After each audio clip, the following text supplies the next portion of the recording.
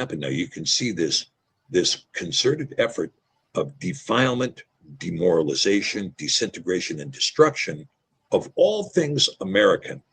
Yeah. That began right after World War II with Alfred Kinsey, continued with Hugh Hefner, continued with the feminist movement, which was run by atheistic, Talmudic men out of New York who were promoting this. This turned, and then you had James Jesus Angleton, who developed what was called a Doctrine of Chaos in 1959. And the doctrine was to unleash chaos into the American society in order to create such a destabilization that LBJ could draft men easily because they were. Did that come? I don't know if you can see this from this Protocols of the Elders of Zion. Is that because it's got all the this? Protocols of the Elders of Zion. Now, let me say this about that book. A lot of people say that book is disinformation. But whether you're talking about the Protocols of the Elders of Zion, or whether you're talking about the Communist Manifesto of Karl Marx, or Das Kapital, it makes no difference. It's the same agenda. It's taught in the synagogues, and what is taught is what is currently being promoted in the world today.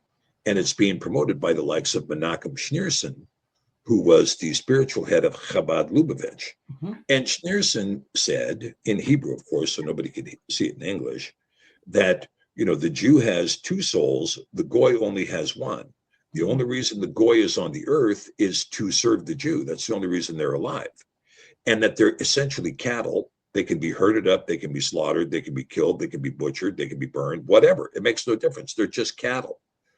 And this expression was seen in the Soviet Union, which was run by 85% of the Bolsheviks, and the communist leadership in Russia were atheist Talmudists. That's who they were. Yeah. Yosef Jugashvili, a Georgian Jew, called himself Stalin. Vladimir Ulyanov, a Russian Jew. Lev Bronstein, a Russian Jew, who called himself Trotsky. Vladimir Ulyanov, who called himself Lenin. Victor Mordecai, who called himself Karl Marx. All of these people, all of the heads of the GRU and the KGB, they were all atheist Talmudists, and they were ruthless mass murderers. No qualms at all about killing women and children. And, and you can see it today in Israel. No qualms at all. And their preference is to kill little girls. That's their preference. That, by the way, was the very first target selected by Israel to be struck in Iran, was a girls' school where they killed 161 girls. Yeah. That was the very first target, right? Yeah. And so you can see that this is the expression of Chabad Lubavitch, but this is also the expression of the Protocols of the Elders of Zion, or the Das Kapital, or however you want to put it. It's the same expression that the chosen people, a super group of elite, are going to control the whole world. They're going to own everything. Everybody else owns nothing, and everybody else is cattle. And the only reason they're on the earth is to serve this super group of elite. This is what is in the mind of Benjamin Netan Hashem, who I now no longer call Netan Hashem. He's now Netan Baal. Yeah. Netan Baal. And so anyway, this is what's in his mind. We are going to control the world. And so they have attacked Lebanon, they've attacked Syria, they've attacked Iraq, they've talked America into attacking Iraq, talked America into attacking Syria, and they're trying to talk America into attacking Lebanon again. They've talked America into attacking Iran, attacking Afghanistan, attacking Libya.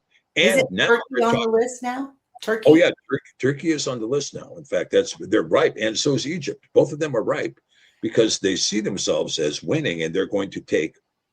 They're going to manifest a geographic area, which is all of the Levant, right. And from this, they seek to control the whole world as a very discrete group of super elitists, the Epstein Syndicate, right. The Epstein Syndicate of super elitists who have the right to control the world because they've sacrificed a lot of infants, they've drank a lot of blood, they've eaten a lot of human flesh. They're even sacrificing the nation of Israel right now in order to create a blood paradigm from which they can rule, just as they were responsible for sacrificing many of the practicing Jews in Europe during the time of Hitler. Mm-hmm. They were responsible for that. There were negotiations that were made. It was, let's get all these Jews out of here. Let's ship them out. It was blocked by the Z lobby in Switzerland that refused to let them leave Right. because they needed the human sacrifice. And then, if you recall, they construed this genocide that took place in Europe. And I'm not a person who denies the genocide. Okay. Me I neither. believe that there was a 1.5 million members of the religion of Judaism that were slaughtered in Ukraine, 1.3 million in Belarus, 1.2 million in Poland. I believe those numbers because I can see what's going on in Ukraine right now. The And same Nazis are in control. weren't there like 22,000 deaths in Russia? Not 22,000, 22 million people died in Russia. Oh, under the Under Talmudists? Stalin? No, it was 66 million. 66 million. 66 million. Stalin and his elite group of Talmudic atheists killed 66 million Orthodox Christians in Russia, which no one to this day will say a word about. I will say it. Yeah. No one else will say it, but I will say it. Now, 10 million of those Orthodox Christians, he starved to death in Ukraine in 34 and 35 in a thing called the Holodomor, where he intentionally seized all the food and starved them to death. And I mean, it was to the point they were engaged in cannibalism in Ukraine. Yeah. Real question.